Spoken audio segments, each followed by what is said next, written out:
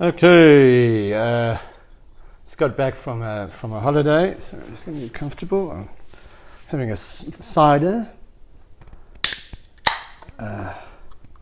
Strongbow, lovely stuff. So was in the Kruger National Park, saw some amazing things, wildlife, lions, leopard, cheetah, wild dogs, hyenas. Lots of amazing time. So it's school holiday time in South Africa. So Johan is also away, and I'm doing this one on my own. Other guys are otherwise engaged. Last night was, after a lot of talk, it was actually pretty much what we expected. Maybe I expected a little bit more from Scotland, but realistically not really. I mean, Ireland is proving for me to be the strongest team in the competition. Talking Ireland-Scotland, ended up 36-14, but from the start, Ireland just looked really, really good. And it reminds me of statements that's been made by guys like Nick Mallett, who says that in the end, World Cups are won by brilliant defence. And the Scottish just couldn't get through until the game became a little bit loose, until substitutes came on. They scored a couple of very good tries. And my general thought in the game was that they play more or less the same style, Ireland and Scotland. Ireland just do it a hell of a lot better, and they just have a much stronger defence, and they just have more talented players.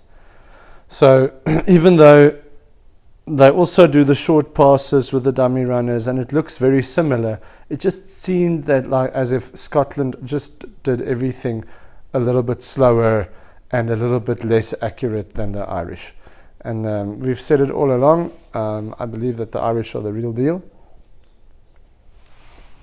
And at the moment, it kind of seems like they're the team to beat. All the talk beforehand about possible permutations about what could happen. Ireland played their strongest team, and they played a very good game. A couple of scary guys hitting form. Dan Sheehan, Hugo Keenan looked very good. They just really looked amazing. Even Crowley, when he came on, the bench was very good. Porter was brilliant. The front row, Tyke Byrne is on crazy form. So all of that, they're just peaking at exactly the right time, and I don't think we'll see anything weird. Obviously, the Ireland All Blacks is a massive game, but I think that Ireland's going to win that game. I know there are all sorts of predictions and algorithms and all sorts of things that say that it looks like the All Blacks are favourites again, but I think the Irish have them, and I really think they're going to do well, and they played well last night against Scotland and proved that they deserve to be world number one, and proved that they deserve to be top of the log. And I really enjoy watching them as well. I suppose it's a URC thing because it's a competition that the Springboks playing, watching a lot of Leinster and Munster, Connacht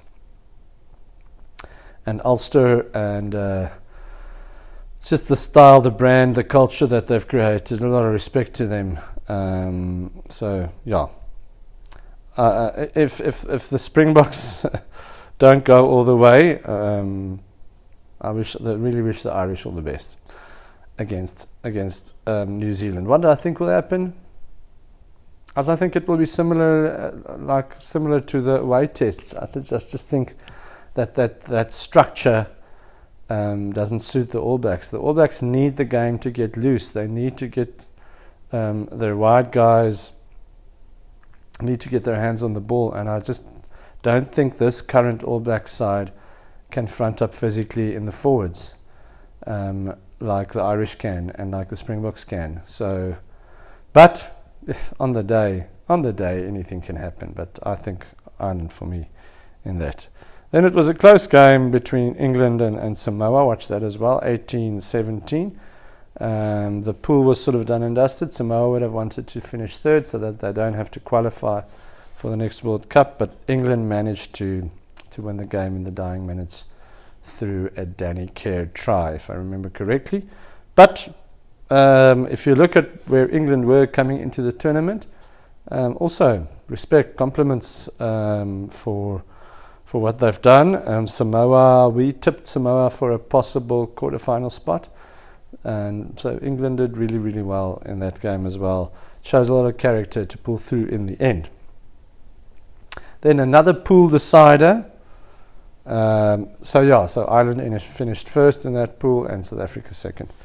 Another pool decider for the second spot was Japan, Argentina, and I really, really enjoyed the game. The best team won, but Japan showed a lot of heart, like we saw 4 years ago as well.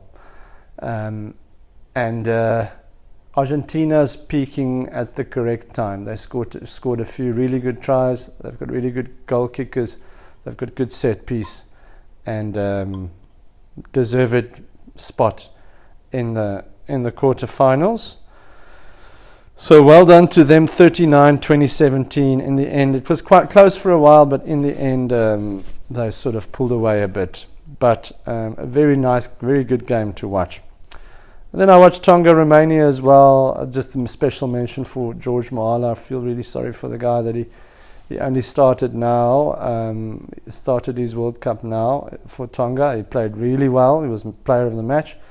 And I think if Tonga were in a different pool, they could have done a Fiji. They could have possibly reached the quarterfinals. It was just that they were in an extremely strong pool with South Africa, Ireland, and Scotland in the same pool.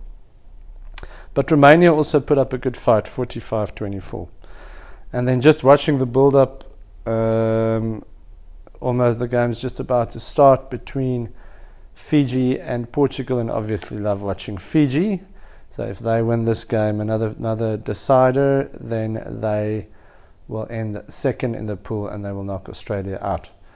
And if they play anywhere close to what they are capable of, I think they will do that. Although Portugal, they've surprised me. They're also very good to watch and they've played really well. So could possibly be a banana peel, but I don't think so. So just to reiterate the quarterfinals. So it's Wales, Argentina, and going to be interesting. I think, it's so hard to say. Yes, Argentina maybe for that. Ireland, New Zealand, I think Ireland's going to win that game. And then France, South Africa, I think my heart says South Africa, but it's going to be very tough to beat France. But we'll talk about those games when we do a pre-match, when the teams are out. And then obviously it will probably be England, Fiji, and I am rooting for Fiji, but England will probably be too strong. Everybody loves the underdog. Nothing against England, but everybody loves an underdog. So and everybody loves Fiji and the way they play, and it's such attractive rugby. But interesting that all the Northern Hemisphere teams ended top of their logs. So are we seeing a change in world rugby? Quite possibly, but will it last for long? We'll have to wait and see. The provincial competitions are playing a part, and New Zealand and Australia will have to go back and think about Super Rugby after this, I think. But so far, very good World Cup, very nice. But now it is the crunch stuff happening. I'm nervous. Okay. Cheers.